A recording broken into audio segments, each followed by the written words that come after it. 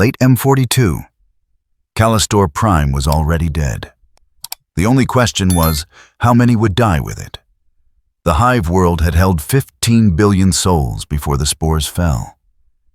Now the population counters in the orbital command center flickered downward every second, numbers cascading into oblivion as entire hab blocks vanished beneath the swarm.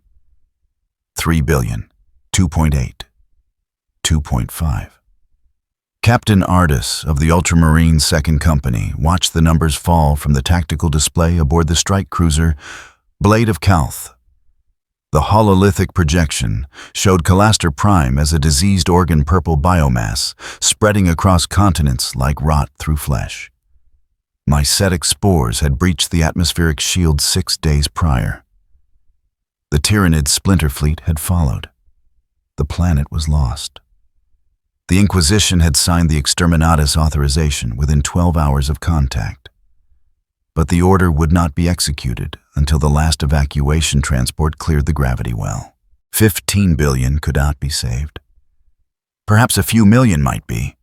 That was the calculus of the Imperium. That was the cold arithmetic of survival. Ardus turned from the display. His armor, painted the blue of distant ultramar, reflected the sickly glow of the hololithic emitters. 40 years of service had taught him to see worlds as tactical assets rather than homes. Callistor Prime possessed 17 forge complexes, 6 training schola, and munition stockpiles sufficient to supply a segmentum war. All would be ash within the week. The resources mattered. The strategic position mattered. The lives were simply context. His lieutenant approached ceramite boots ringing against the deck plating. Brother Lucian carried a data slate marked with the seal of the Inquisition. High clearance, eyes only. "Captain, new asset deployment orders?" Ardus took the slate, his eyes enhanced by the catalepsian node that allowed him to process information while his body rested, scanned the text in seconds. What he read made him pause. Asset classification, Xenos countermeasure, non-warp origin. Transhuman architecture, unknown provenance. Gene seed negative. Chaos corruption negative. Shadow in the warp resistance absolute. The last line carried weight. Tyrannids projected a psychic null field that drove human psychers mad and disrupted Vox communications across light years. Nothing resisted it. Nothing human, at least. "They are deploying a relic," Ardus said. The words tasted strange. The Mechanicus hunted standard template constructs with religious fervor. The Inquisition burned alien artifacts without hesitation. But this file carried authorization from both organizations. "Where?" Lucian asked. Ardus checked the deployment coordinates. Hive Callistor sub-level 43. Evacuation Nexus Tertius. The deepest functional level before the bioforms had consumed the infrastructure entirely. Second Company held the upper evacuation points. This asset would deploy below them, buying time while the final transports lifted. "They are sending it to die," Ardus said. Not a question. A statement of fact. Lucian nodded. Astartes did not waste words on obvious truths. The slate contained one additional entry. A designation, not a name. Firebreak asset. The term used in siege warfare for structures deliberately destroyed to halt the spread of flame. Sacrificial, temporary, acceptable loss. Ardus returned the slate to his lieutenant. "Prepare the company for extended engagement. We hold the upper levels until the final transport departs. If this asset delays the swarm, even briefly, we will capitalize on that advantage. And when it falls, then it has served its purpose." The words were doctrine. The words were practical. They were the logic that allowed the Imperium to survive in a galaxy where survival itself was defiance of entropy. But Ardus had fought beside men and machines for 4 decades, and some part of him buried beneath layers of conditioning and duty wondered what kind of asset the Inquisition considered expendable enough to deploy without support. He would know soon enough. The deployment window opened in 7 hours. On Callister Prime, beneath miles of corrupted infrastructure, the evacuation nexus hummed with desperate activity. Millions pressed toward the loading platforms, their faces turned upward to the distant sky, where salvation waited in the form of bulk haulers and prison transports hastily converted for refugee duty. The Astra Militarum held the perimeter with bayonets and faith they could not hold forever. The swarm was coming. It had consumed continents. It would consume this last fortress of human desperation. Unless something stopped it. The asset would deploy, or at dawn. The tactical projections gave it a survival window of 18 minutes before biomass saturation exceeded all possible resistance. 18 minutes was an eternity in battle. 18 minutes might save 10,000 lives. Or it might save none. The numbers would tell. They always did. The thing in the containment vault did not belong to this universe. Inquisitor Valen had seen artifacts that predated the Imperium. She had examined xenotech that violated the laws of physics. She had authorized the destruction of devices whose mere existence constituted heresy. But the armor in the vault defied categorization entirely. It stood upright in the center of the chamber, held by magnetic clamps that served no practical purpose. The thing could have walked out at any moment. It simply chose not to. The armor was green. Not the green of Salamander's ceramite or the corrupted jade of certain plague marine warbands. This was a flat mechanical green that absorbed light rather than reflecting it. Scorch marks covered the surface. Acid burns. Impact craters from weapons that no longer existed in any Imperial armory. The helmet was the worst part. A smooth faceplate with a single golden visor. No mouth grill. No vox emitter visible to the naked eye. It looked like a death mask, sculpted by someone who had never seen a human face. Valen consulted her data slate. The artifact had been recovered from a derelict ship drifting at the edge of the Ghoul stars. No identification. No markings beyond the armor itself. The Mechanicus had spent 3 months attempting to wake the machine spirit within. They had failed. The armor remained inert until the biological matter inside it chose to move. Because there was biological matter inside. Auspex confirmed it. Human or human adjacent. Genetic markers that resembled baseline humanity, but diverged in ways that suggested either extensive augmentation or a completely separate evolutionary path. The Mechanicus wanted to dissect it. The Inquisition wanted to study it. But the war in the Segmentum Obscurus demanded assets, and Callister Prime needed a miracle. So they would deploy it as a weapon. Valen entered her authorization codes. The containment field disengaged with a sound like tearing silk. The armor did not move. She had been warned. It would not respond to orders. It would not acknowledge Imperial authority. It simply acted according to some internal logic that no amount of interrogation had revealed. The technicians had tried everything. Pain compliance, psychic probes, diplomatic overtures. The thing inside the armor listened to nothing except its own judgment.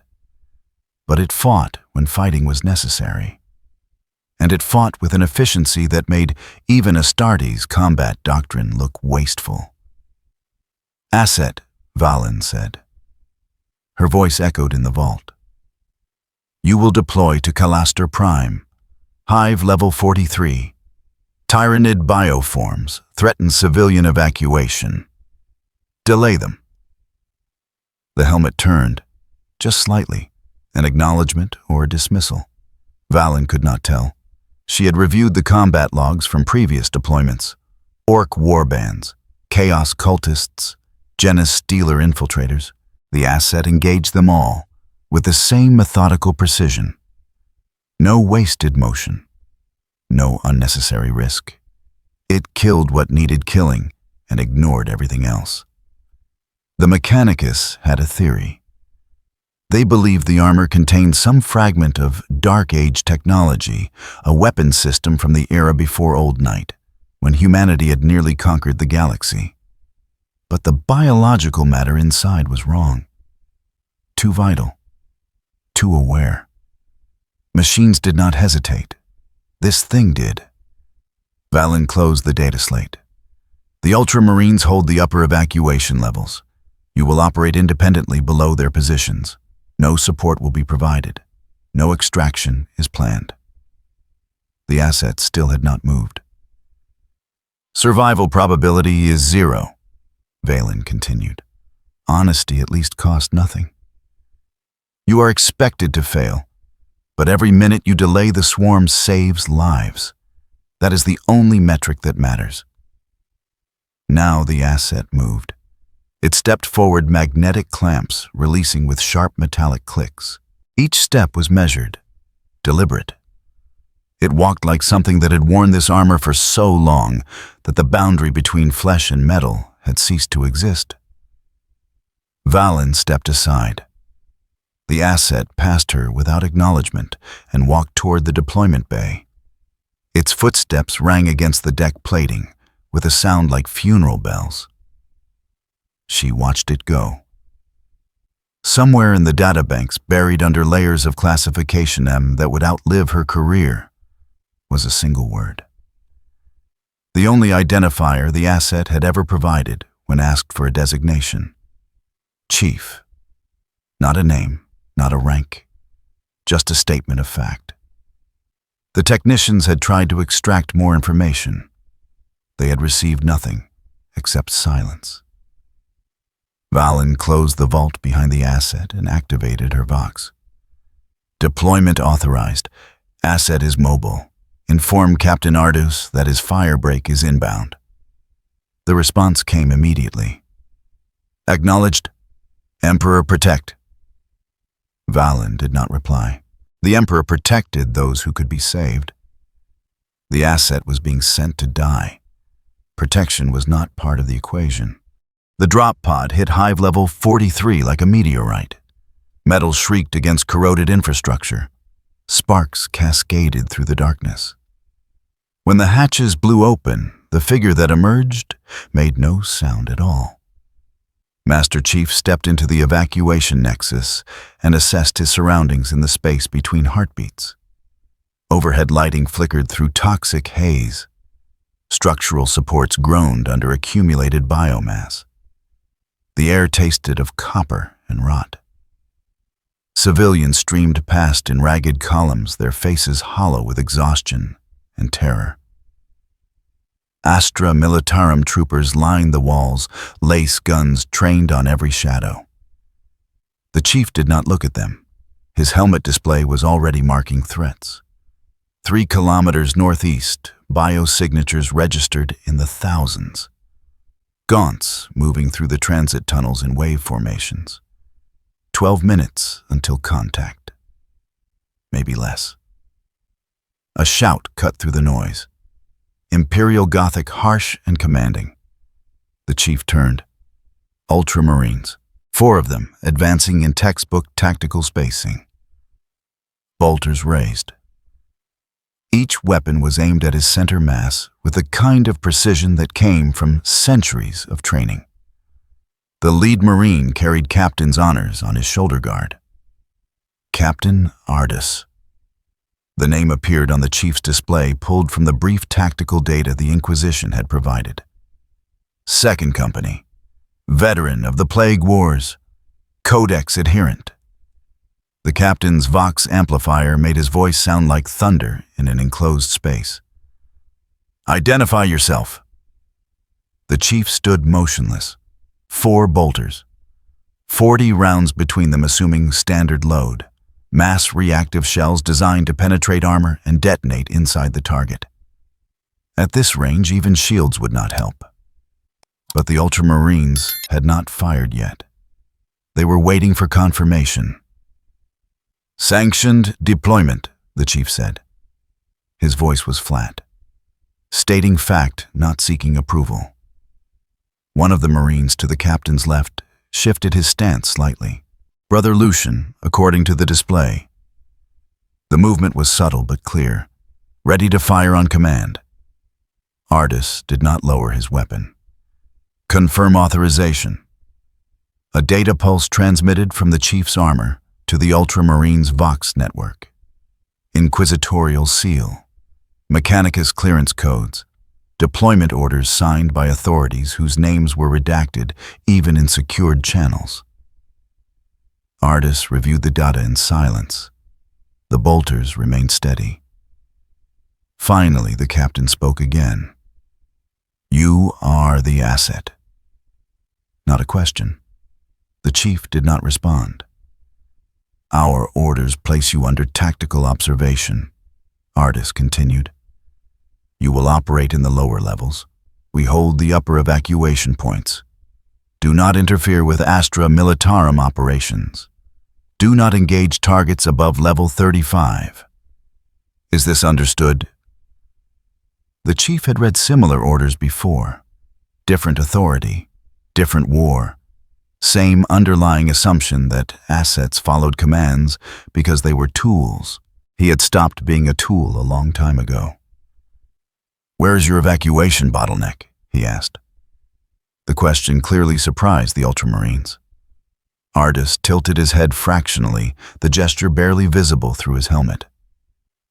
"Explain." "Civilians are moving too slowly. You have a choke point somewhere in the transit system. Where?" Artis exchanged a glance with Lucian. The kind of wordless communication that came from fighting beside the same battle brothers for decades. Then the captain gestured to the east. "Transit Junction 7. 3 converging tunnels, single exit. We have 2 squads holding the perimeter, but the press of refugees is creating delays." The chief nodded once. "I will address it." "Negative," Artis said immediately. "Your deployment parameters specify lower-level engagement only. The junction is our responsibility." "Then you will lose it." The statement hung in the recycled air. It was not a threat, not an insult, just tactical assessment delivered without emotion. The captain's posture shifted. Not quite hostile, but no longer merely observational. "You presume to instruct Astartes on threat management?" The chief turned away from the bolters and began walking toward the eastern tunnels. "I am telling you what will happen. Gaunts are 3 kilometers out. They are moving faster than your projections account for.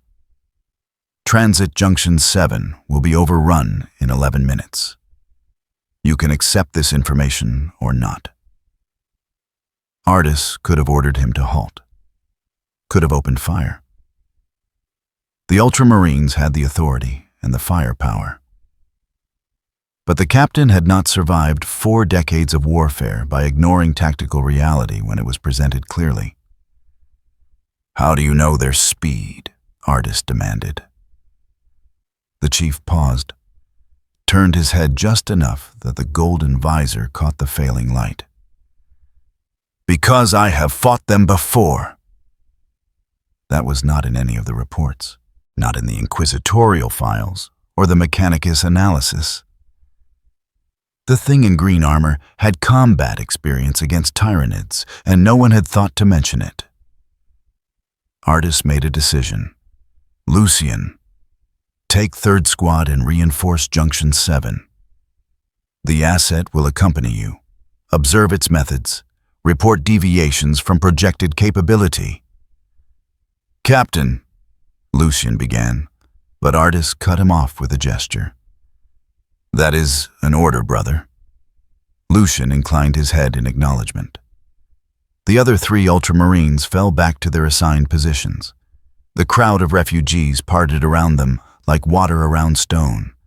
The chief was already moving. Lucian and his squad followed their ceramite boots, striking the deck in perfect unison.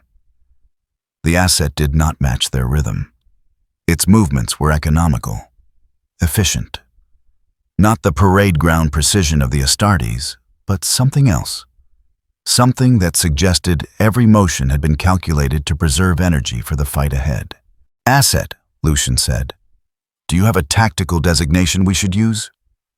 The green helmet did not turn. "Chief." "Chief." Lucian repeated the word as if testing it. "Are you a command element? I am what you need me to be." The answer was unsatisfying. Lucian did not press further. They moved through the corridors in silence, the screams of refugees fading behind them. Ahead, barely audible over the groan of failing infrastructure, came another sound. Chittering, skittering, the sound of chitin on metal. The swarm was early. Transit Junction 7 was a killing floor waiting to happen. 3 tunnels converged into a single exit corridor barely wide enough for 4 men abreast. Refugees packed the space shoulder to shoulder, their progress slowed by fear and exhaustion. 2 squads of ultramarines held the perimeter bolters trained on the tunnel mouths. The tactical situation was clear. When the Tyranids arrived, they would funnel through those 3 openings and turn the junction into an abattoir. Brother Lucian positioned his squad at the central tunnel entrance. His auspex painted the approaching swarm in flickering red markers. Contact in 90 seconds. Gaunt bioforms, hundreds of them, moving in coordinated rushes that suggested synapse control somewhere behind the leading edge. The asset stood motionless at the junction's center, head tilted slightly as if listening to something beyond human hearing. Lucian had fought beside Astartes for a century. He knew how warriors prepared for battle. This was different. The green armor showed no tension, no anticipation. It simply waited. "Asset Murs," Lucian voxed. "Take position behind our line. When they breach the tunnel mouth, we will establish a firing corridor." The asset did not move. "You will waste ammunition." The statement carried no judgment, just fact. Lucian felt his jaw tighten inside his helmet. "Elaborate." Gaunts respond to synapse creatures. Kill the synapse, the swarm loses cohesion. Your firing corridor will eliminate forward elements while the mass continues to push from behind. You will run out of ammunition before they run out of bodies. It was not wrong. Lucian had fought Tyranids on 4 separate campaigns. The mathematics of attrition always favored the swarm. But Codex doctrine was clear. Establish fire superiority, hold defensive positions, trust in the Emperor's will and the strength of ceramite. "The Codex," Lucian began, "is not applicable here." The asset finally turned its head. The golden visor reflected the emergency lighting in sharp fragments. "You have 300 rounds between your squad. Conservatively, 2,500 bioforms in the immediate wave. Even with perfect accuracy, you cannot hold." The auspex chimed. 60 seconds to contact. Behind them, refugees continued their desperate shuffle toward the evacuation platforms. Every second of delay meant more lives saved. Every second was purchased in blood. "Then what do you propose?" Lucian demanded. The asset moved before the question finished. It crossed the junction in 4 long strides and entered the leftmost tunnel, the one showing the highest bioform concentration on auspex. Lucian opened his vox to order it back. The words died unspoken. The chittering grew louder. Then came the sound every Imperial soldier learned to fear. The wet organic rasp of chitin scraping against metal. The tunnels were old, corroded. The Tyranids did not need to break through barriers. They flowed through gaps like water through cracks in stone. The first gaunt rounded the corner at full sprint. Blade limbs extended. Maw opened to reveal concentric rings of teeth. It saw the asset and leaped. The chief caught it midair. One hand closed around what passed for a throat. The creature writhed talons, scoring deep gouges in green paint. The chief drove it into the tunnel wall hard enough to crack the chitin carapace. Then he dropped it and moved forward into the swarm. Lucian had seen Astartes in close combat. He had witnessed his brothers tear through orc mobs and chaos cultists with chainsword and fist. This was different. The asset fought with a precision that bordered on mechanical. No wasted motion, no flourish. Each strike targeted joint sensory organs, structural weak points in the Tyranid bioform. A gaunt lunged from the left.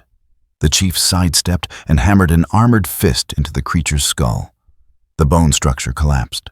Another came from the right. The chief swept its legs and crushed its thorax with a downward strike that left cracks in the deck plating. The swarm adapted. 3 gaunts attacked simultaneously from different angles. Standard pack tactics. The chief dropped low, letting 2 sail overhead, and caught the third with an upward blow that shattered its rib cage. He spun, grabbed one of the airborne creatures by its tail, and used it as a bludgeon against its companion. Both collapsed in a tangle of broken limbs. Lucian registered all of this in the 3 seconds it took for his squad to raise weapons.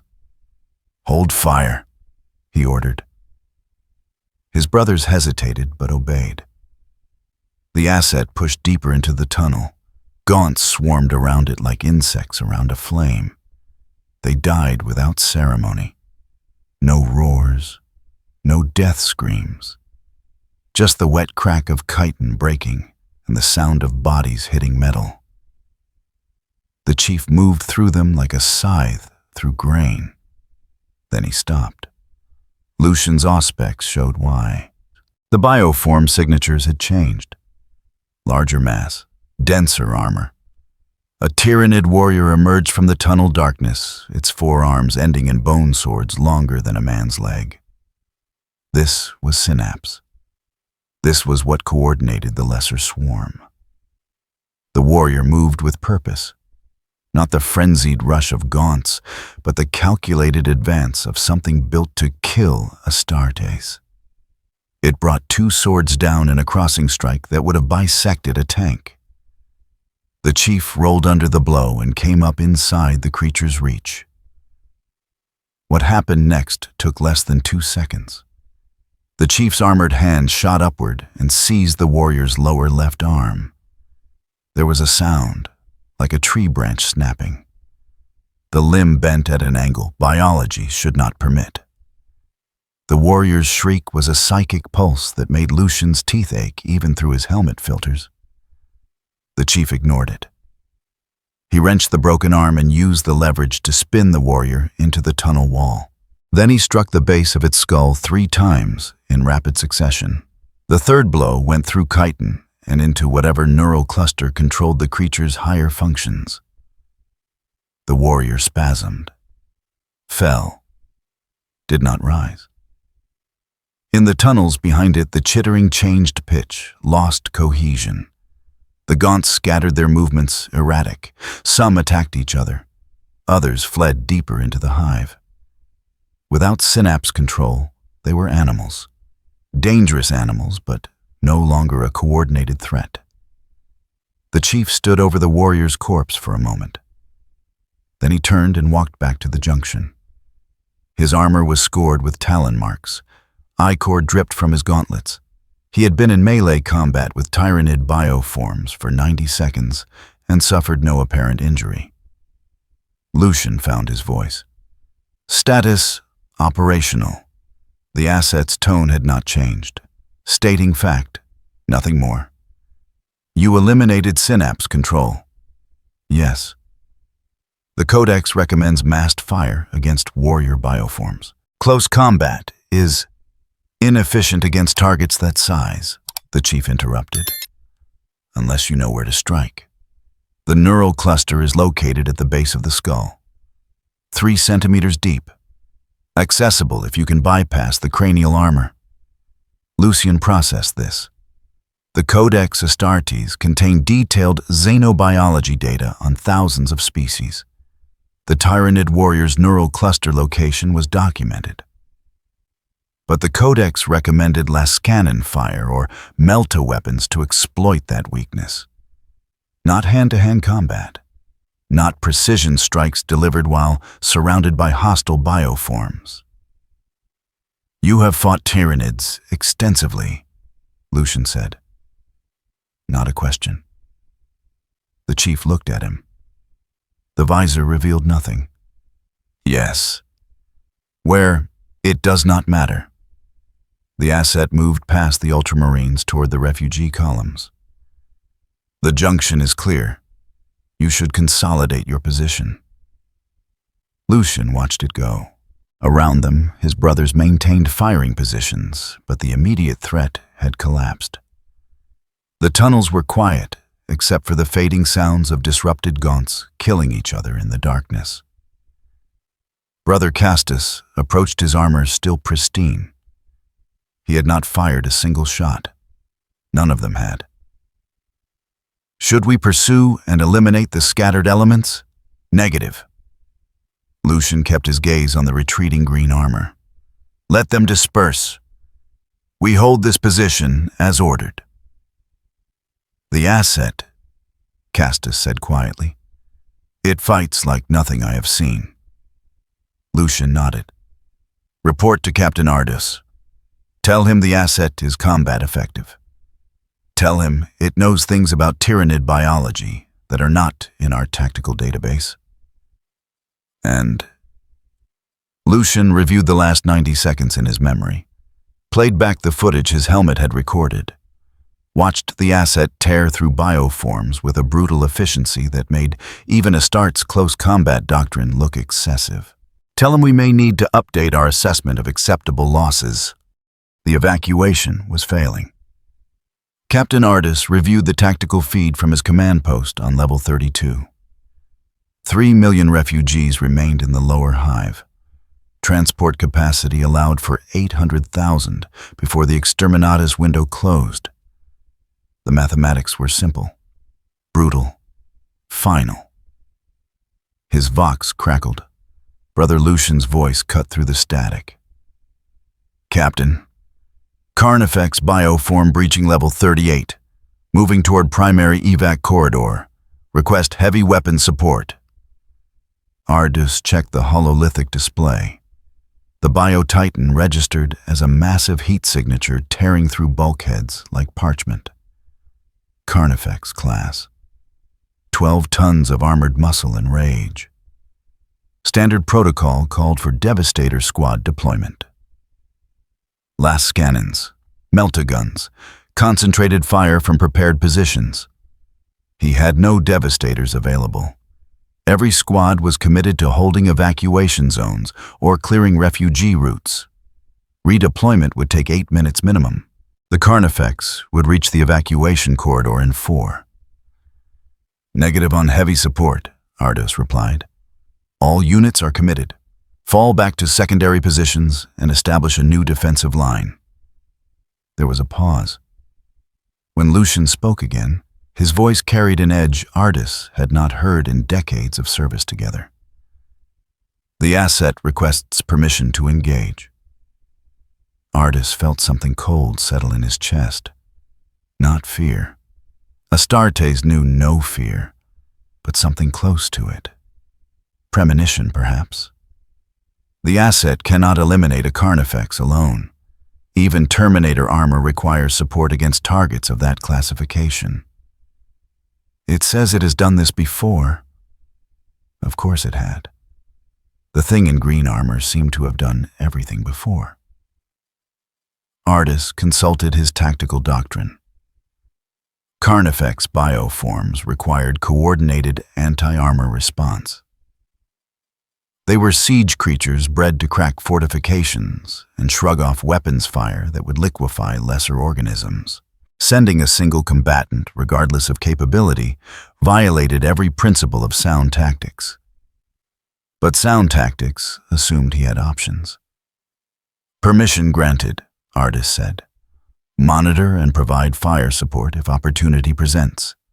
Do not waste lives attempting to extract it when it falls." "Understood." The Vox went silent. Artis returned his attention to the evacuation numbers. They continued to climb with agonizing slowness. Every minute purchased was another 1,000 souls that might escape. He had already traded hundreds of guardsmen for those minutes. What difference did one more asset make? The answer came 3 minutes later. Level 38 shook. Dust cascaded from ceiling supports. Emergency klaxons wailed as structural integrity alerts flooded the Vox network. Artis switched his display to Lucian's helmet feed. The Carnifex filled the corridor like a landslide given malevolent purpose. Its carapace was layered chitin thick enough to stop battle cannon rounds. 4 scything talons, each capable of bisecting a Lehman Russ, carved through support pillars as it advanced. The creature's head was a battering ram of bone and armor. Its breath came in wet, rasping bellows that echoed through the tight space. The asset stood in its path. The size disparity was absurd. The Carnifex massed 12 tons. The asset might have weighed 300 kilograms in full armor. It looked like a man standing before an avalanche. Through Lucian's feed, Artis watched the asset tilt its head slightly, assessing the threat with the same clinical detachment it had shown against the Gaunts. The Carnifex charged. The corridor was too narrow for evasive maneuvers, too long for cover. The asset had 3 seconds before impact. It did not retreat. It moved forward. The chief sprinted directly at the Bio-Titan. At the last possible moment, he dropped into a slide that carried him under the creature's chest. Talons swept overhead, missing by centimeters. The Carnifex's momentum carried it past, but it was already turning impossibly fast for something its size. The chief rose and grabbed one of the support pillars the creature had damaged. He pulled. Ceramite and corroded metal shrieked. The pillar came free in his hands, 20 meters of reinforced structural support, now functioning as a makeshift spear. The Carnifex lunged again. The chief drove the pillar into the joint where the creature's right forward talon met its body. The metal punched through the flexible chitin at the articulation point and wedged deep into the underlying muscle. The Bio-Titan's shriek was a psychic pressure wave that made Artis's teeth ache through the Vox connection. But the talon was useless now. It hung limp neural pathways severed by the improvised weapon. The Carnifex had 3 functional limbs remaining, more than enough to kill. It swept its left talons in a horizontal arc designed to bisect the target. The chief jumped, not away, but toward the creature. He landed on the Carnifex's shoulder magnetic boots locking onto the carapace. The Bio-Titan thrashed, trying to dislodge him. He held on. What happened next made Artis revise his assessment of acceptable tactics. The chief climbed, hand over hand finding purchase on ridges and gaps in the armored hide. The Carnifex slammed itself against the corridor walls, trying to crush the thing on its back. Chitin cracked, metal groaned. The chief continued climbing until he reached the creature's head. Carnifex skulls were designed to absorb frontal impacts. The bone structure could withstand artillery fire. But evolution had made certain compromises. Behind the eyes, where the skull tapered to join the spine, there was a gap. Not a weakness exactly, just thinner armor. Enough. The chief positioned himself and began striking the same spot repeatedly. Each blow landed with mechanical precision. Cracks appeared in the chitin. The Carnifex went into a frenzy, spinning and thrashing with enough force to pulverize a squad of guardsmen. The asset held on. 10 strikes, 20. The chitin splintered. Artis counted 32 impacts before the armor gave way entirely. The chief's fist punched through into the neural cavity. The Carnifex's movements became erratic. It staggered. The chief struck 3 more times, not at the skull now, but directly into the exposed brain matter. Then, he dropped clear as the bio-titan collapsed. 12 tons of Tyranid hit the deck with an impact that registered on seismic sensors 3 levels away. The creature twitched once, twice, went still. The chief stood. His armor was cracked in a dozen places. One shoulder pauldron hung loose. But he was upright, functional. Through Lucian's feed, Artis heard his lieutenant's voice. Asset status. Operational. The same flat tone, as if he had just completed a training exercise rather than soloing a bio-titan in close quarters. Lucian moved closer, his auspex scanning the Carnifex corpse. Codex Doctrine recommends Devastator support against targets of this classification. I know. You engaged it alone. There was no alternative. The chief examined his damaged shoulder pauldron, judged it non-critical. The evacuation corridor is clear. You should move the refugees through before the swarm adapts. Artis cut into the Vox. Asset, this is Captain Artis. Report damage assessment. Armor integrity at 70%. Shield systems offline. Mobility unimpaired. Shields. The thing had shields. That was not in any of the Inquisition's reports. Artis filed the information away. You have exceeded projected survival parameters. Inquisitor Valen estimated 18 minutes operational duration. Inquisitor Valen was incorrect. The statement carried no arrogance, no satisfaction, just fact. Artis found himself analyzing the tactical implications. An asset that could engage Carnifex-class bioforms without support changed the defensive equation considerably. If it could survive one encounter, perhaps it could survive others. Perhaps the evacuation timeline could be extended. He was thinking like a commander now, weighing assets and acceptable losses. The thing in green armor was supposed to be expendable. But expendable assets did not kill bio-titans with their bare hands. Proceed to level 41, Artis ordered. Tyranid concentration is highest there. Eliminate synapse nodes and delay the advance. We will maximize evacuation numbers during the window you create. Understood. The feed cut. Artis watched the asset disappear into the lower corridors. Around his command post, servitors updated the tactical display with new data. Evacuation numbers ticked upward. Another 10,000 cleared the loading platforms. Then 20,000. Brother Castus approached his helmet under one arm. The asset is more capable than initial projections indicated. Yes. Should we revise deployment parameters, request additional assets of similar capability? Artis considered this. The Inquisition had deployed one asset. Singular.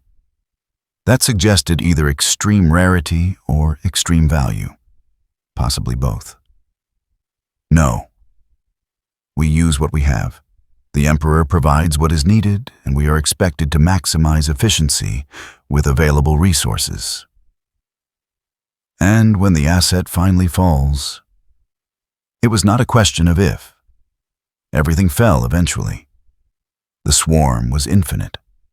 The asset was finite. Mathematics would assert itself.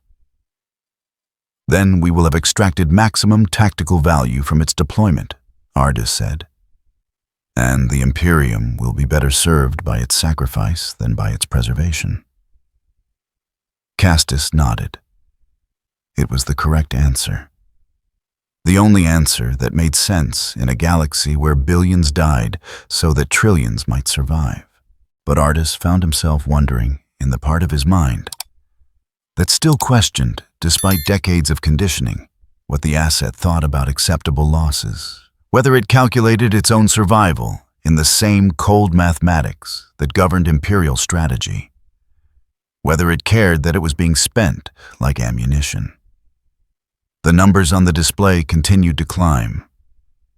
That was all that mattered. The only metric that counted. Everything else was just context. Level 41 smelled like death. Not the clean death of last fire or the surgical death of bolter rounds. This was biological decay accelerated to nightmare speeds. The Tyranids consumed everything. Flesh, metal, plasteel, ceramite. They broke it down into base compounds and rebuilt it as more swarm. The air tasted of digestion. Brother Lucian's squad advanced through corridors that had stopped being architecture and started being digestive tract. Biomass clung to walls and fibrous sheets. The deck plating buckled under accumulated organic matter. Every surface crawled with smaller organisms, beetles and worms the size of human fingers breaking down material for the hive fleet to absorb. Lucian's helmet display flickered. Vox channels filled with static. The shadow in the warp was intensifying. Somewhere nearby, a synapse creature was coordinating the swarm. The psychic null field it projected disrupted Ospec sensors and made long-range communication impossible. Vox integrity at 40%, Brother Castus reported. His voice sounded distant despite standing 3 meters away. Recommend withdrawal to zone with clearer signal. Lucian checked his tactical overlay. The asset was 100 meters ahead, moving deeper into the biomass. Alone, without Vox support or backup. According to doctrine, they should fall back and regroup. According to doctrine, the asset should already be dead. Negative, Lucian said. Maintain pursuit. The asset continues to operate effectively. We will observe. They pressed forward. The walls pulsed. Not metaphorically.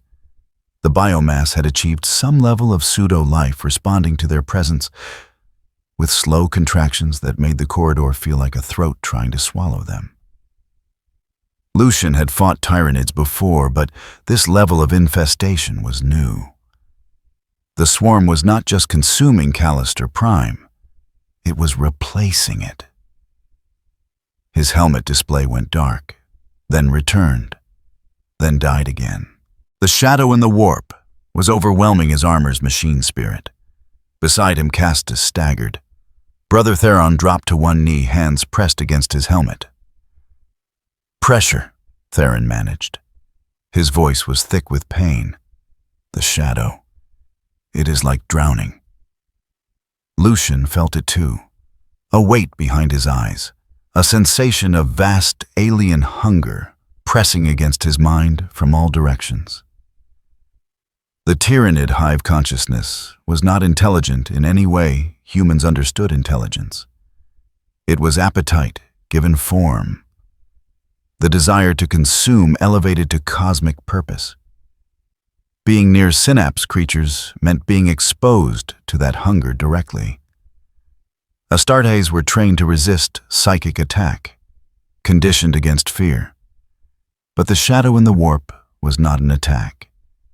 It was ambient pressure. Like fighting at the bottom of an ocean. Ahead, the asset continued moving. Lucian forced himself forward. Each step was an act of will. The corridor opened into a larger chamber, some kind of transit hub, before the Tyranids had redecorated it with internal organs. The biomass here was thick enough to walk on, covering the original floor entirely.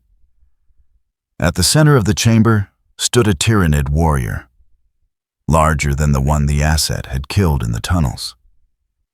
This one carried bone swords in all forearms and wore living armor grown directly into its carapace.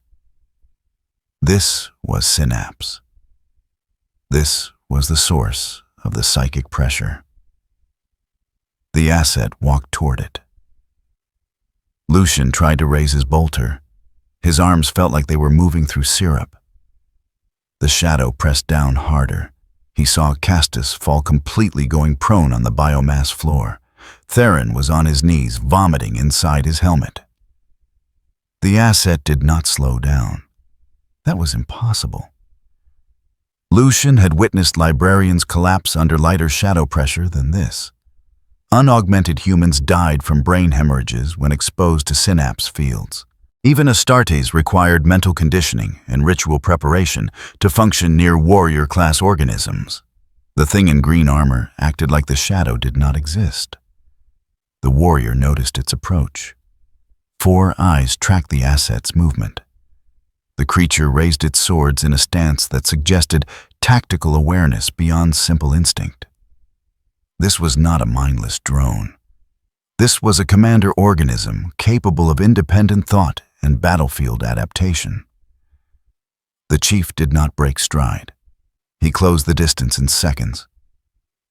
The warrior struck first all 4 blades, descending in a pattern designed to eliminate multiple targets simultaneously.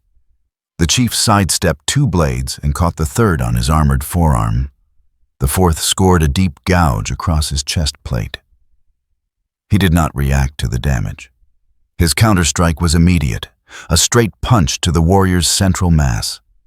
Chitin cracked. The creature staggered back. The chief followed, pressing the advantage. Lucian watched through the haze of psychic pressure. His training identified the techniques. Strike, disengage, strike again, target joints and sensory organs.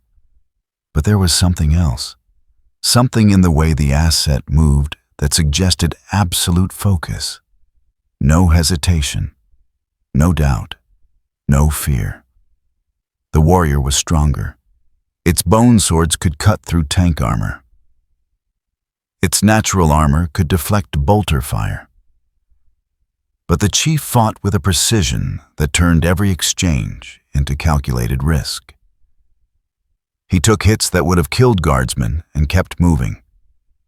Traded damage for positional advantage, sacrificed armor integrity for clean strikes at vulnerable points. The duel lasted 43 seconds. The chief caught one of the warrior's sword arms at the wrist, twisted. The bone broke with a sound like a last cannon discharge. The warrior shrieked, and Lucian felt the psychic scream like a blade through his skull. The chief ignored it. He drove his fist into the warrior's throat, collapsing the breathing passages. Then he struck the base of the skull. Once. Twice. The third impact went deep. The warrior folded. Its limbs went slack. The psychic pressure vanished like a switch being thrown. Lucian gasped air flooding back into lungs that had forgotten how to breathe properly. Around him, his brothers rose shakily to their feet. The asset stood over the dead synapse creature. His armor was damaged. Ichor dripped from multiple wounds, but he was functional, operational. Status, Lucian managed. The chief turned. The golden visor showed nothing. Synapse eliminated. Immediate area secure. The shadow. Lucian searched for words. It did not affect you. No. How? For the first time, the asset paused before answering, as if considering whether the question deserved a response. I have fought in worse conditions. Worse than the psychic null field of a tyrannid synapse creature. Lucian tried to imagine what that meant and failed. His training covered every major threat classification in the Imperium's xenobiology archives.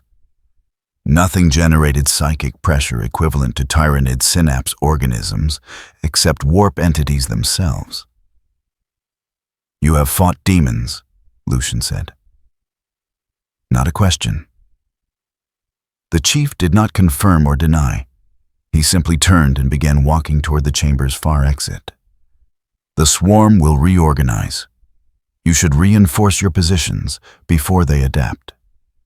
Castus approached Lucian, his armor stained with his own vomit. Brother, the asset just fought a synapse warrior while we were incapacitated. It should not be possible. I know. The reports say it is human. The reports are incomplete. Lucian activated his Vox. The signal was clear now, the Shadow's interference gone with the warrior's death. Captain Artis, asset has eliminated another synapse node. Shadow in the warp dispersed. My squad was combat ineffective during the engagement. Artis's response came immediately. Clarify. The asset engaged while you were unable to provide support. Affirmative. The Shadow incapacitated 3 Astartes. The asset appeared unaffected. There was a long pause. When Artis spoke again, his voice carried a weight Lucian recognized. The tone of a commander, revising core assumptions. Understood. Continue observation. I am forwarding your report to Inquisitor Valen. She will want to know that her asset is significantly more resistant to Tyranid psychic warfare than projected. The Vox cut. Lucian looked at his brothers. Castus had cleaned his helmet, but still looked shaken. Theron was running diagnostic checks on his armor's psychic wards. Both were veteran Astartes. Both had faced horrors that would break lesser men. Both had just been reduced to helplessness, while an asset of unknown origin walked through psychic pressure that should have killed it. We should return to the primary defensive line, Theron said. Our presence here serves no tactical purpose if we cannot function in shadow conditions. He was right. Lucian knew he was right. But he found himself reluctant to leave. The asset was moving deeper into the hive toward concentrations of Tyranid biomass that would make this chamber look like a minor infestation. It was doing so alone, without support, without apparent concern. Brothers, Lucian said quietly, have you ever seen anything fight like that? Castus shook his head. Never. Not Astartes, not Custodes, not even the Primarch when he walked among us before the heresy. Then what is it? None of them had an answer. The thing in green armor had just proven itself immune to psychic warfare that disabled Space Marines. It fought with brutal efficiency but showed no signs of enhancement or corruption. It followed orders, but clearly operated according to its own tactical judgment. It was an asset. The Inquisition had designated it as such, but Lucian was beginning to suspect the designation was wildly insufficient. They fell back to the defensive line as ordered. Behind them, deeper in the hive, the asset continued its advance. The swarm waited. And somewhere in the orbital command center, Inquisitor Valen read reports that made her question what exactly she had deployed to Callister Prime. The only certainty was that acceptable losses were becoming harder to calculate. Captain Ardus stood in the command post and watched the evacuation numbers climb with agonizing slowness. 4.2 million extracted, 11.3 million remaining. The exterminatus window would close in 4 hours and 17 minutes. The mathematics were unforgiving. His tactical display showed defensive positions collapsing across the lower hive. Guard regiments were being overrun. Astarte squads fell back in controlled retreat, buying minutes with the lives of men who would never be remembered. The swarm was adapting, learning. Each engagement taught it how humans fought, and it adjusted its tactics accordingly. The asset had delayed the inevitable, but inevitable was still inevitable. Brother Lucian entered the command post, his armor still stained with Tyranid ichor from the synapse engagement. He carried a data slate marked with tactical annotations. Captain, I have compiled observations on the asset's combat methodology. Ardus took the slate. His eyes scanned the text quickly. Lucian had always been thorough. The report detailed engagement patterns, target selection priorities, damage tolerance thresholds, all quantified, all analyzed according to Codex doctrine. The conclusion was troubling. You assess that the asset's methods are more efficient than standard Astartes protocols in confined anti-Xenos operations, Artis said. Yes, Captain. Lucian's voice was steady, but his stance suggested discomfort. Specifically against Tyranid swarm tactics. The asset prioritizes synapse elimination over mass engagement. It accepts damage to achieve positional advantage. It operates effectively under conditions that incapacitate Astartes. Artis set the slate down. The Codex Astartes was written by the Lord Guilliman himself. It has guided the Ultramarines through 10,000 years of warfare. Are you suggesting it is inadequate? I am suggesting it was written before the Tyranids arrived in force. Lucian met his captain's gaze without flinching. The Codex contains extensive anti-Xenos doctrine, but the Tyranid threat has evolved beyond those parameters. The asset fights as if it has studied their biology for decades, as if it knows things we do not. It was heresy to question the Codex. Not legally, perhaps, but philosophically. The Codex was more than tactical doctrine. It was identity.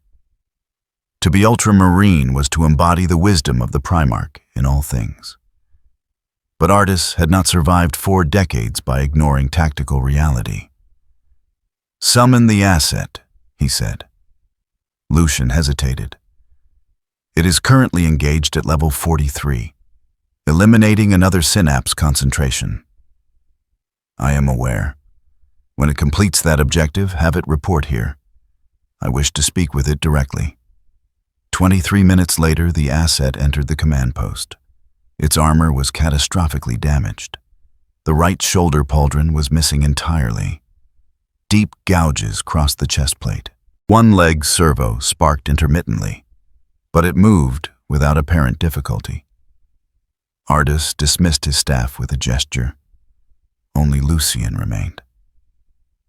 The 3 of them stood in the chamber, surrounded by hololithic displays showing a war being lost by degrees.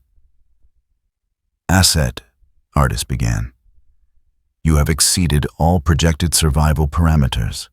Inquisitor Valen estimated 18 minutes of combat effectiveness. You have been operational for 7 hours. The chief said nothing. The golden visor reflected the tactical displays in fragmentary light. You have eliminated 4 synapse organisms, Artis continued. You have delayed multiple swarm advances. Your intervention has extended the evacuation window by an estimated 47 minutes. Those minutes represent 130,000 additional lives saved. Still no response. Artis found the silence unnerving. Astartes were trained to communicate efficiently. This was something else. This was a being that saw no need to acknowledge success, because success was simply expected. I have reviewed your combat methodology, Artis said. You do not fight according to Codex doctrine. No. The first word the asset had spoken. Flat. Final. Why not? The chief tilted its head slightly. The Codex was written for Space Marines, operating in company strength against conventional opposition. This is neither. Artis felt something tighten in his chest. Explain. You deploy in squad formations designed for mutual support and overwhelming firepower, effective against most threats, inefficient against Tyranids in confined spaces. The swarm does not care about casualties. Trading fire with gaunts wastes ammunition you cannot replace. Your tactics assume attrition favors the defender. Against Tyranids, attrition always favors the swarm. It was accurate, brutally so. Artis had commanded defensive actions against Tyranid incursions on 3 separate worlds. All 3 had required exterminatus. The mathematics of biomass versus ammunition never resolved in humanity's favor. Then what do you propose? You already know. The asset gestured to the tactical display. Target synapse control. Disrupt coordination. Force the swarm to waste resources attacking itself. Trade damage for tempo. Accept losses that preserve strategic mobility. Lucian stepped forward. That is not Codex doctrine. The Codex emphasizes preservation of Astartes' lives to maximize long-term combat effectiveness. The Codex was written before the Tyranids. The chief's voice did not change inflection. Adaptation is necessary. The Primarch anticipated all forms of warfare, Ardis said. But even as he spoke the words, he felt their weight. Doctrine was doctrine, but doctrine applied incorrectly was just ritual. The asset turned to face him directly. Your Primarch is the one who divided the legions and wrote the Codex to prevent another civil war. He understood adaptation. He created a framework for warfare that could be applied flexibly to new threats. What you call doctrine, he intended as foundation. The statement hung in the air. Ardis had studied the Codex his entire life. He knew its history. Guilliman had indeed written it as a living document, not sacred text. But 10,000 years of tradition had calcified it into something approaching religious scripture. You speak as if you knew the Primarch's intent, Ardis said carefully. I know military theory. I know what happens when doctrine becomes dogma. I have seen armies lose wars because they refuse to adapt. There was weight behind those words, experience beyond what any report had indicated. Ardis made a decision that would have horrified the chaplains, but felt tactically sound. Show me. The chief moved to the tactical display. His damaged gauntlet manipulated the hololithic controls with surprising dexterity. Your current defensive line follows Codex Pattern Sigma 7, 3-tier defense with fallback positions at 50-meter intervals. It will fail. Why? Because Tyranids do not care about killing zones. They will overwhelm the first tier through mass. Your second tier will attempt to provide supporting fire, but the narrow corridors prevent effective fields of fire. The third tier will be isolated and destroyed piecemeal. It was exactly what had happened on 2 of the 3 worlds Ardis had defended. He did not interrupt. The chief highlighted different positions on the display. Instead, single hardpoint here, transit junction 12, narrow approach vector, natural choke point, hold with minimum force.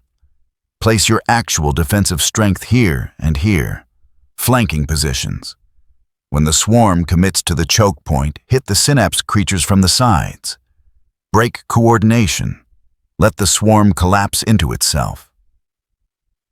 That violates defensive posture protocols, Lucian said. It exposes our flanks to counterattack. Tyranids do not counterattack.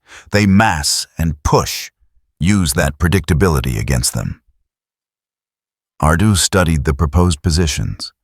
It was aggressive. It abandoned multiple fallback points. It concentrated force in a way that assumed perfect execution. But it also accounted for the actual enemy they faced, rather than theoretical opposition. If this fails, we lose 3 squads simultaneously, Ardis said. If your current plan fails, you lose those squads anyway. This way, you have a chance to break the advance entirely. Lucian looked at Ardis. The unspoken question was clear. Do we trust an asset of unknown origin over 10,000 years of proven doctrine? Ardis made his choice. We implement the asset's tactical proposal. Redeploy squads to positions as indicated. Maintain Vox discipline and prepare for coordinated flanking assault. Captain, Lucian began. That is an order, brother. Artis kept his gaze on the tactical display. The Codex teaches us to adapt to the enemy. We are adapting. Lucian nodded. He did not look pleased, but he would obey. That was what Ultramarines did. The chief stepped back from the display. Your squads will need to hold the choke point for 8 minutes under heavy assault. Can they do that? They are Ultramarines, Ardus said. They will hold. Then the plan will work. The certainty in that statement was absolute. Not arrogance, just mathematical confidence. The asset had calculated the variables and determined the outcome. Ardus found that certainty both reassuring and disturbing. One question, Ardus said, as the asset turned to leave. Where did you learn to fight Tyranids? The chief paused. For 3 full seconds, he did not move. Then he spoke without turning around. Somewhere else. He walked out of the command post. Lucian waited until the asset was gone before speaking. Captain, we have just revised our tactical doctrine based on the advice of an unidentified asset with no official command authority. Yes. The chaplains will question this decision. Let them. Ardus returned his attention to the display. The Primarch wrote the Codex to win wars, not to lose them with perfect form. If this asset can teach us how to fight Tyranids more effectively, I will learn. And then, I will update the Codex accordingly. It was the most radical statement Ardus had made in his entire career. But as he watched the tactical markers shift to their new positions, he felt something he had not felt since the evacuation began. Not hope. Ultramarines were too pragmatic for hope. But possibility. The faint chance that they might save more lives than expected. The chief's plan would be tested within the hour. Either it would work or it would fail spectacularly. Either way, they would know if doctrine needed updating, or if some things were worth preserving exactly as written. The Hive Tyrant entered the transit tunnels at 0347 hours Imperial Standard. Master Chief registered its presence on his motion tracker 300 meters out. The signature was massive. Larger than any bioform he had encountered on Calastor Prime. Larger than most he had faced anywhere. The tracker showed it moving with deliberate purpose through the corroded infrastructure, pushing aside wreckage that would have blocked lesser organisms. This was Command Strain. Apex Predator. The kind of creature that directed entire swarms and killed space marines for sport. The chief stood in the narrowest section of the transit system, a choke point where 3 tunnels converged into a single passage barely 4 meters wide. Behind him, 3 kilometers of tunnel stretched back toward the evacuation zone. Somewhere beyond that, Ultramarines were executing the flanking maneuver he had proposed. The plan was working. The swarm had committed to the false hardpoint. Coordination was breaking down. But the tyrant had not followed the swarm. It had come here. His helmet display showed shield capacity at 0. Armor integrity at 41%. Ammunition depleted. He had burned through his last magazine 6 engagements ago. What remained was ceramic plating, failing servos, and the knowledge that nothing could be allowed past this point. The Exterminatus countdown read 26 minutes. The chief had held positions before. Bridges, corridors, last stands that became legend because someone survived to tell the story. This would not be one of those. The math was clear. A hive tyrant in an enclosed space versus a single combatant in damaged armor. The outcome was predetermined. He did not move. The tyrant emerged from the darkness like a landslide given malice. 4 meters tall, armored in layered chitin that had turned aside less cannon fire. 4 arms ending in scything talons and bone swords. A crest of psychic receptors that allowed it to coordinate thousands of lesser organisms across kilometers. Eyes that saw in spectrums humans could not perceive. It looked at the chief and recognized threat. The creature's vocalizations were not language. They were sonic weapons designed to shred eardrums and induce hemorrhaging. The chief's helmet filtered the worst of it, but he felt the pressure wave hammer against his chest plate. Cracks appeared in already damaged ceramite. The tyrant advanced. The chief assessed his options. The creature was too large to grapple effectively, too heavily armored for strikes to vital areas, too fast to evade in the confined space. Standard protocols called for heavy weapons and coordinated fire. He had neither. What he had was the tunnel. 4 meters wide, low ceiling, structural supports every 10 meters. The tyrant's size was an advantage in open terrain. Here it was a limitation. The chief moved. He did not retreat. Forward momentum was the only option. The tyrant struck with 2 sword arms in a crossing pattern. The chief dropped and rolled, feeling the blades pass centimeters overhead. He came up and drove his fist into the joint where the creature's left leg met its body. Chitin cracked. Not enough to cripple, enough to cause pain. The tyrant's response was immediate. It brought all 4 limbs down in a hammering attack that would have pulverized a main battle tank. The chief was already moving. He grabbed a support pillar and pulled himself up, using the narrow ceiling space to avoid the strike. The tyrant's talons tore through metal deck plating. The creature looked up, saw its target above, lunged. The chief dropped behind it and struck the base of its tail. Tyranids use their tails for balance. Damage there affected combat effectiveness. The blow landed hard enough to crack bone. The tyrant stumbled. Not much, just enough. The chief pressed the advantage. Strike the leg joint again. Move before the counter. Target the sensory cluster on the left side. Each hit was calculated. Each created incremental damage. None were decisive.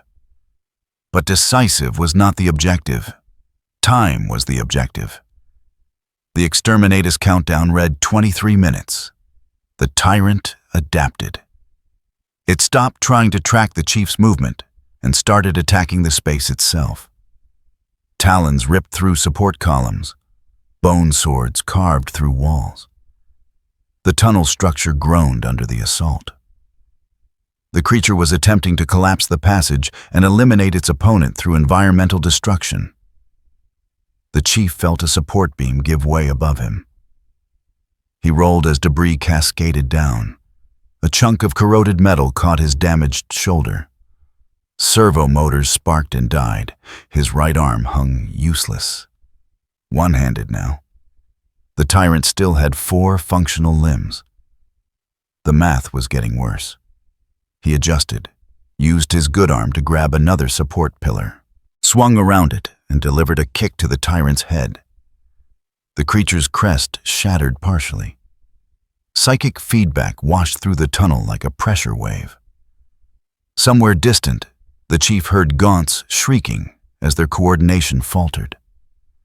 But the tyrant was still functional, still advancing, still between him and the route to the evacuation zone.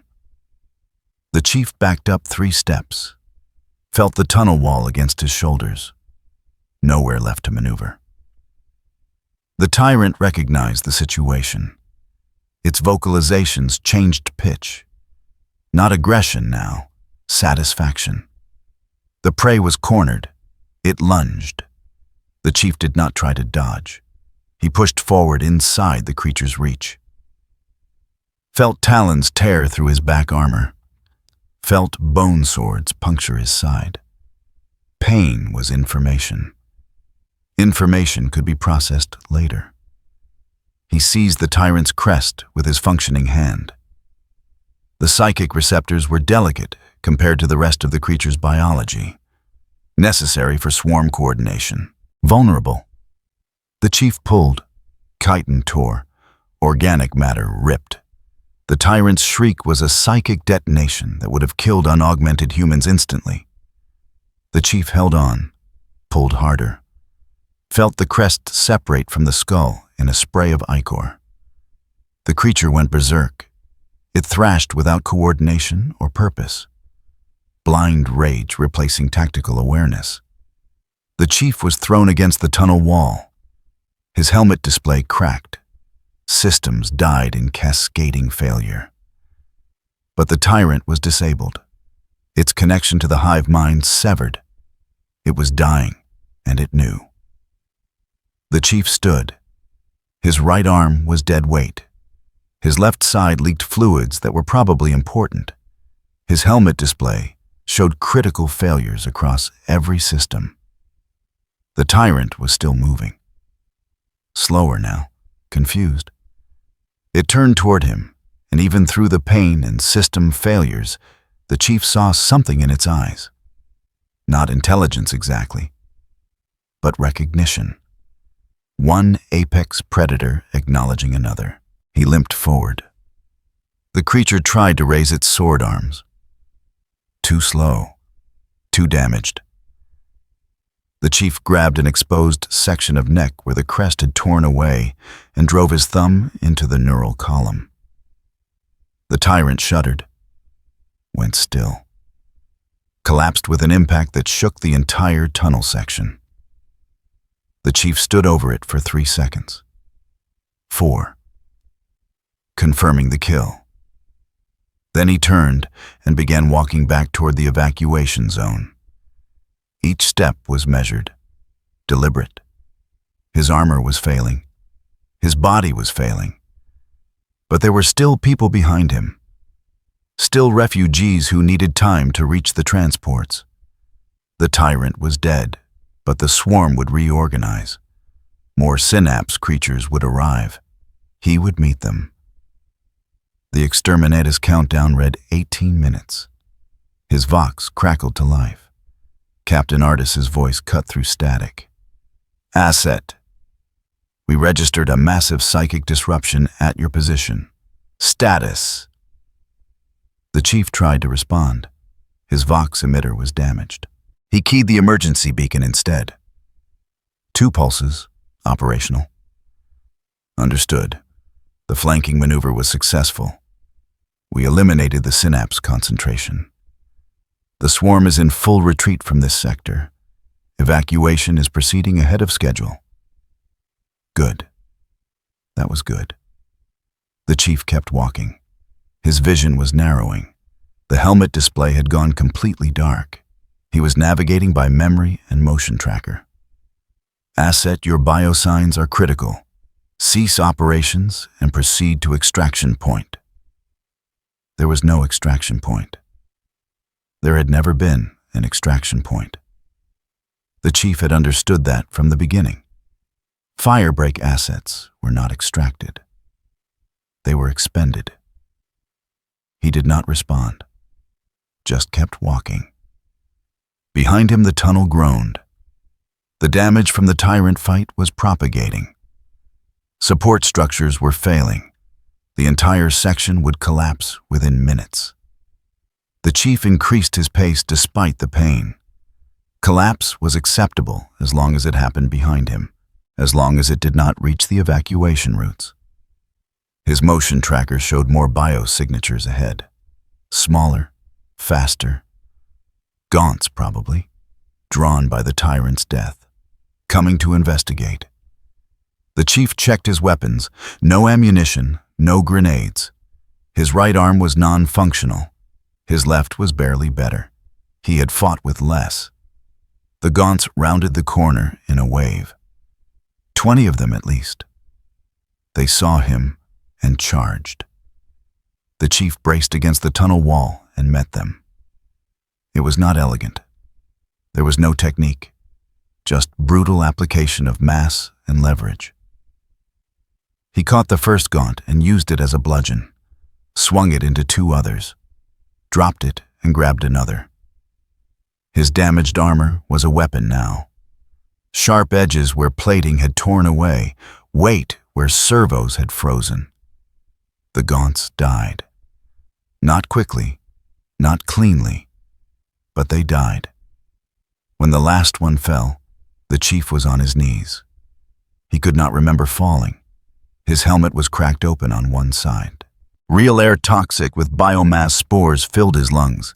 It tasted like copper and decay. He stood. It took 3 attempts. The motion tracker showed the way forward. 1 kilometer to the evacuation zone.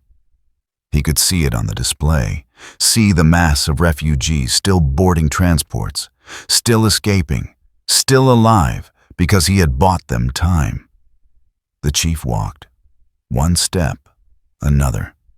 His body was beyond pain now, beyond exhaustion, operating on will alone. The kind of determination that had carried him through impossible fights on worlds whose names he barely remembered. The evacuation zone came into view.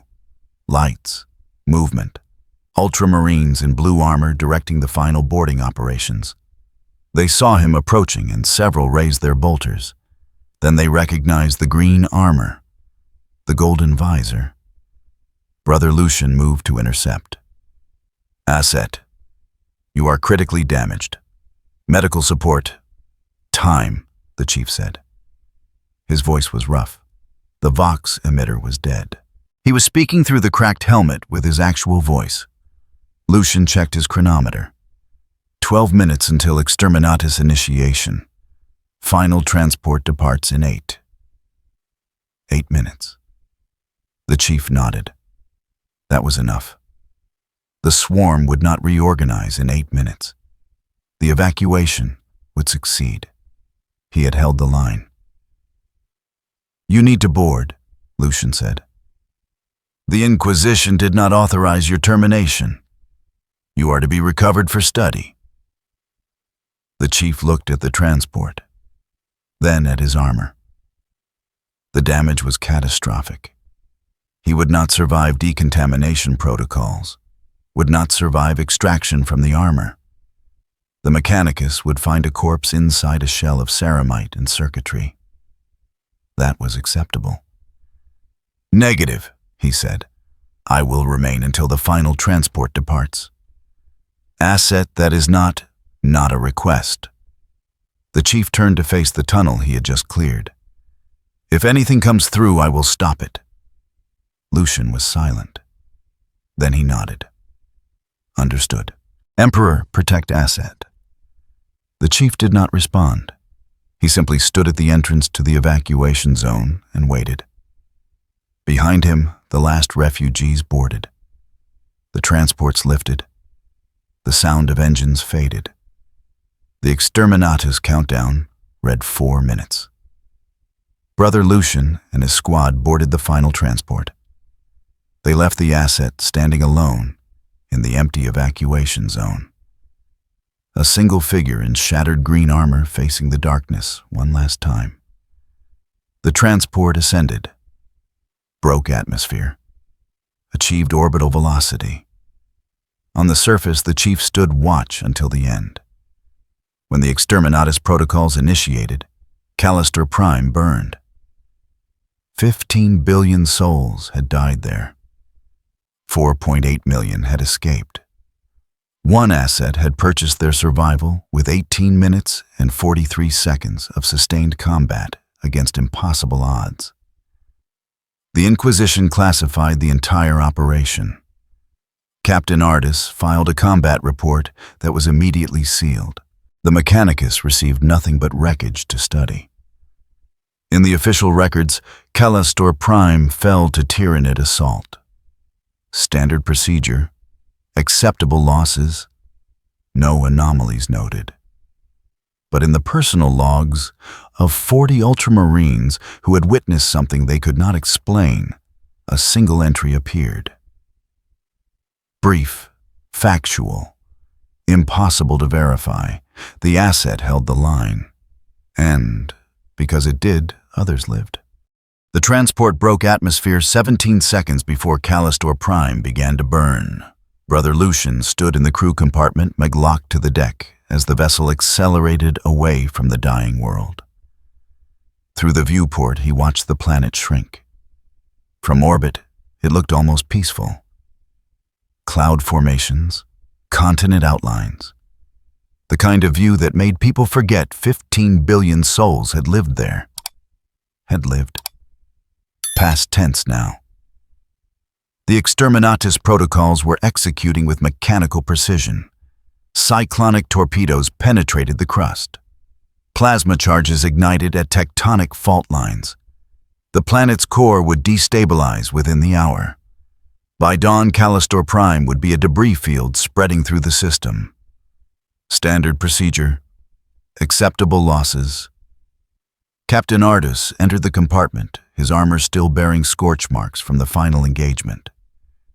He moved to the viewport and stood beside Lucian without speaking. They watched together as the first detonations registered. Bright flashes along the equator. Then the poles. The atmospheric ignition would come next. 4.8 million, Ardus said finally. His voice was flat, stating numbers. Extracted and accounted for. Transport fleet is at 93% capacity.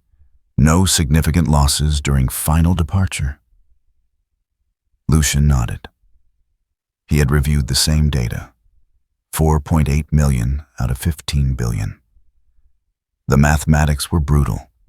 Less than 1% survival rate. By Imperial standards, that was acceptable. By any human standard, it was catastrophe. The asset, Lucian said. It remained on the surface. Yes. It could have boarded. We had space. We had time. Ardus turned from the viewport. His face, weathered by 4 decades of war, showed nothing. The asset chose to remain. That was its decision. It knew what would happen. Yes. Ardus moved away from the window. The asset understood its deployment parameters from the beginning. Firebreak assets are not recovered. They are expended to create tactical advantage. It served that function effectively. Lucian wanted to argue.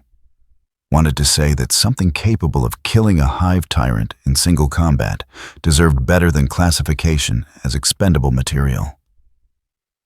But he was ultramarine. He understood necessity.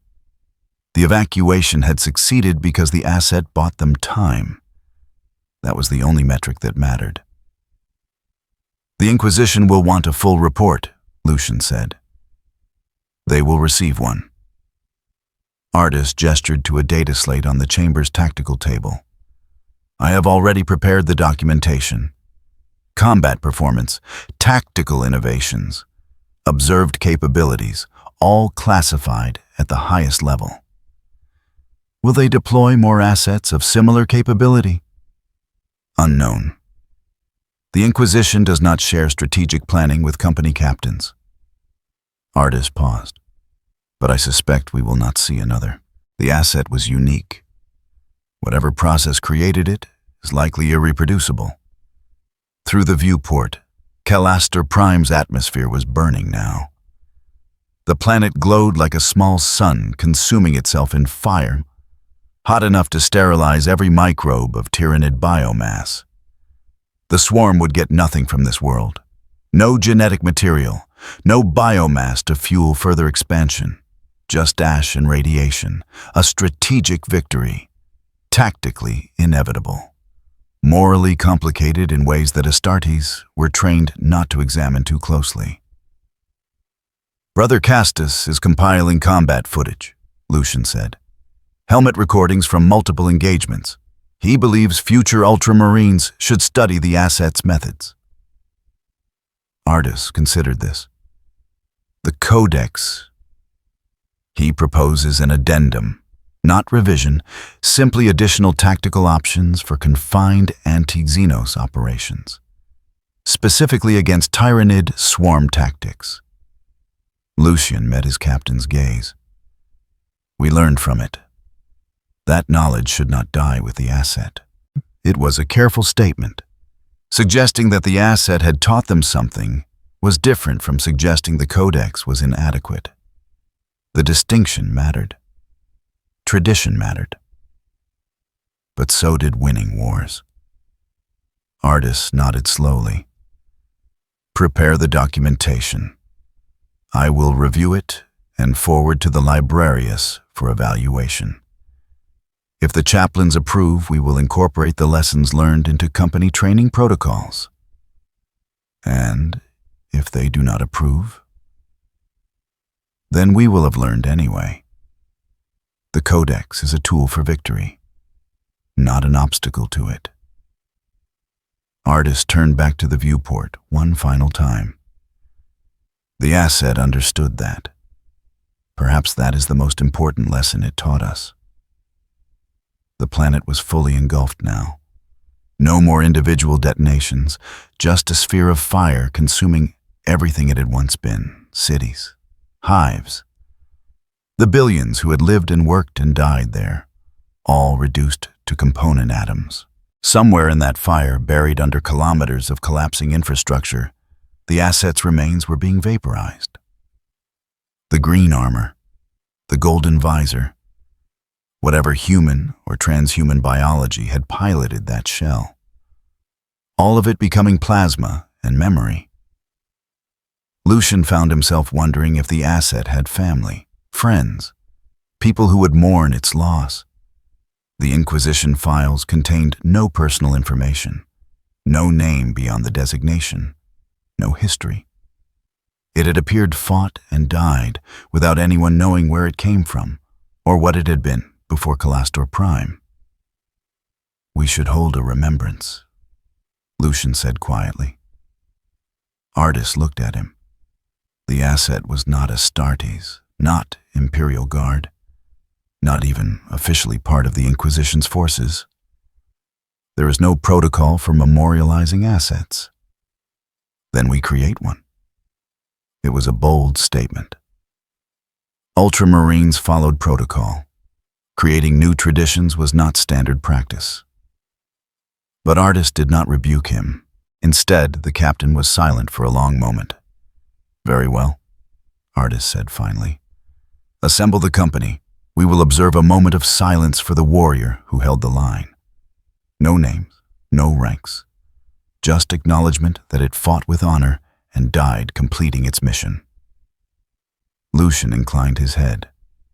It was not much, but it was something. More than the Inquisition would provide. More than the official records would acknowledge. The Vox activated. The ship's captain reporting fleet status. All transports had achieved minimum safe distance. Exterminatus protocols were complete. Calastor Prime was officially declared cleansed. Permission to break orbit and proceed to the next war zone. Artis gave the authorization. The transport's engines flared. Acceleration pressed them deeper into the deck. Through the viewport, the burning planet began to recede. 4.8 million refugees were being processed through quarantine protocols. Checked for Genestealer infection. Evaluated for labor deployment. Those who survived screening would be distributed across a dozen worlds to replace populations lost in other wars. They would work. They would die. Some would tell stories about the Green Warrior who appeared in the deepest hive levels and fought impossibilities. Most would not be believed. Brother Castus entered the compartment carrying a data core containing the compiled combat footage. Captain, the documentation is complete. 3 hours and 42 minutes of continuous recording. Multiple angles. Full tactical analysis. Store it in the Librarius archives, Artis ordered. Restricted access. Command staff only. We will review for training purposes once the chaplains have provided clearance. Castus secured the data core and departed. Lucian remained at the viewport, watching the last traces of Calastor Prime fade into the darkness.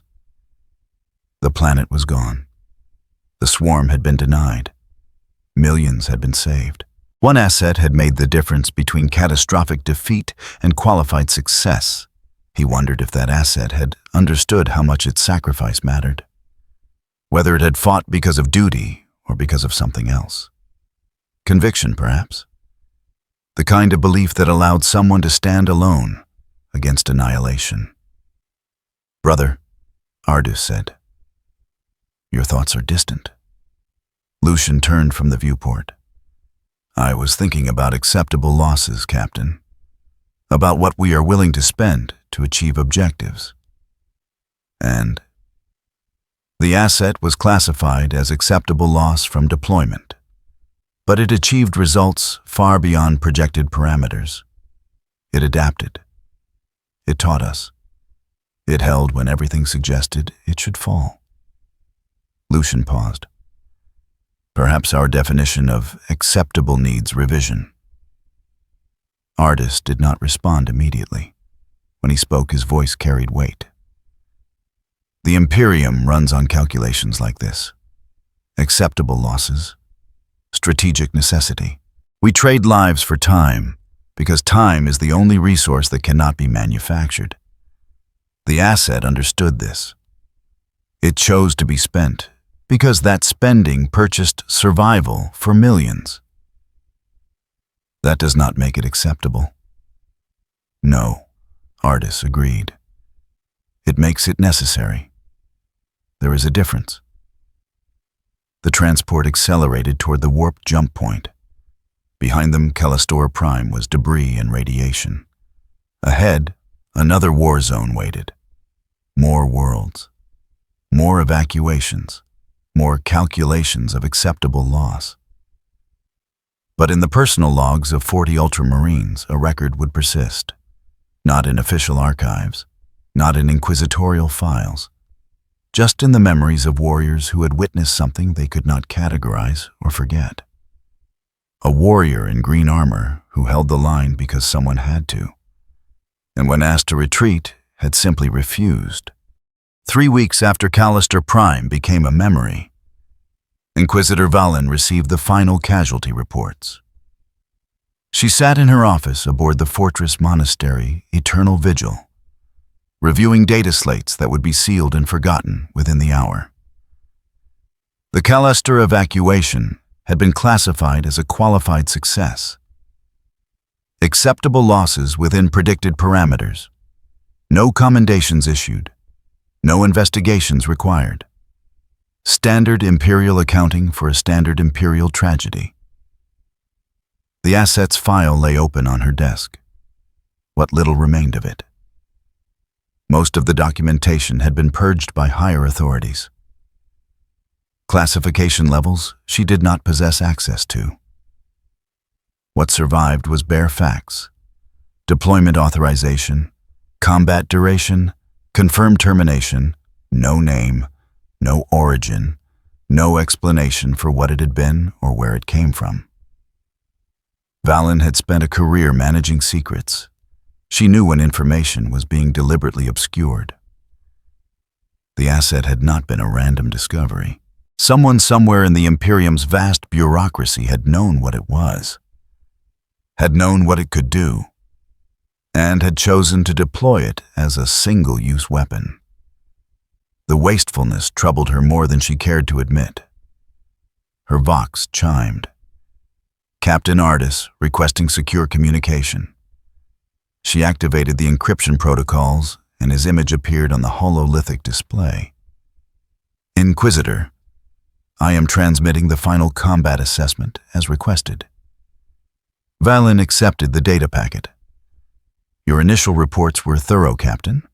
Is additional documentation necessary? The chaplains required verification of certain tactical decisions made during the evacuation. Ardus's tone was carefully neutral, specifically regarding deviations from Codex doctrine based on asset recommendations.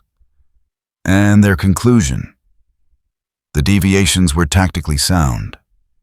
The Codex has been updated with addendum entries covering anti-tyrannid operations in confined spaces. The techniques observed will be incorporated into company training protocols. Valen allowed herself a thin smile. The Ultramarines were nothing if not efficient.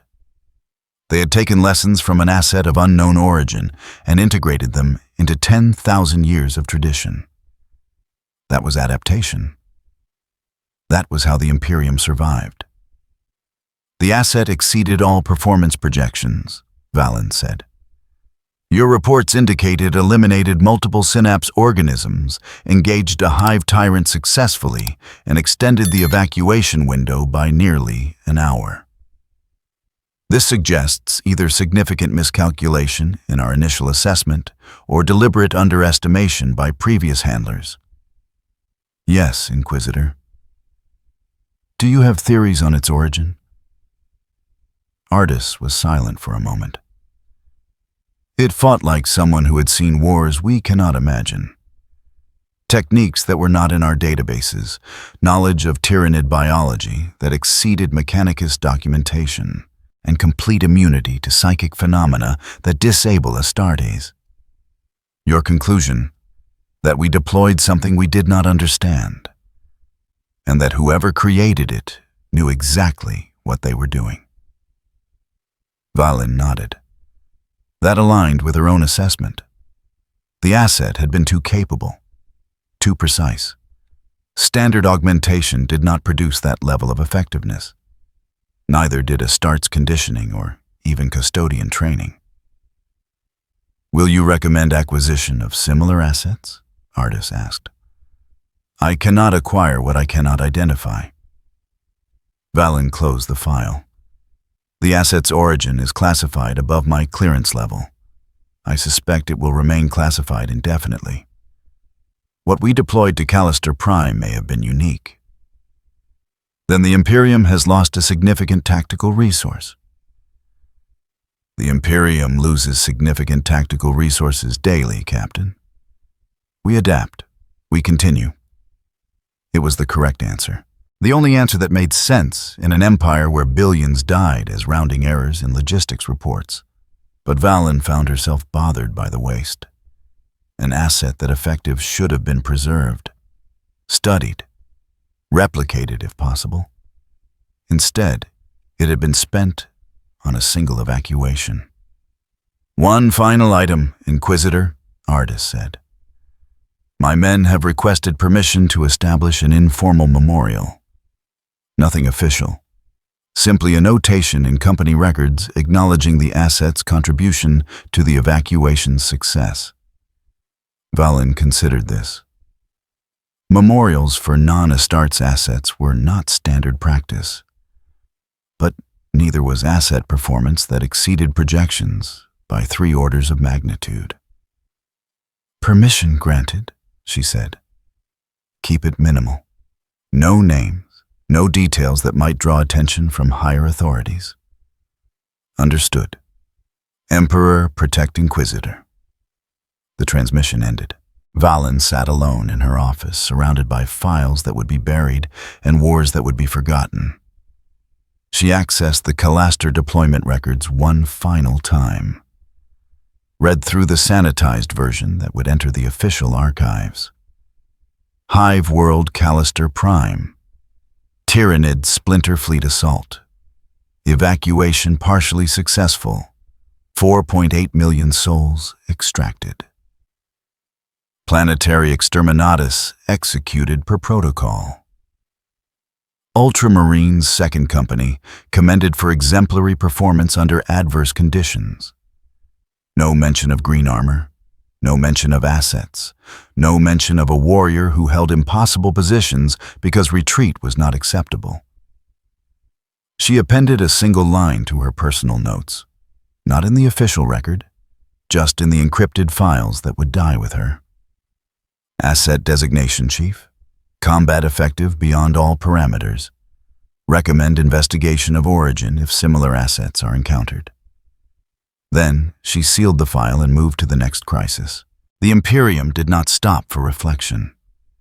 It consumed resources and ground forward through sheer momentum. Assets were spent. Worlds were lost. The war continued. But in a corner of the galaxy, on a dozen refugee ships carrying survivors who would never fully understand why they lived, stories began to circulate.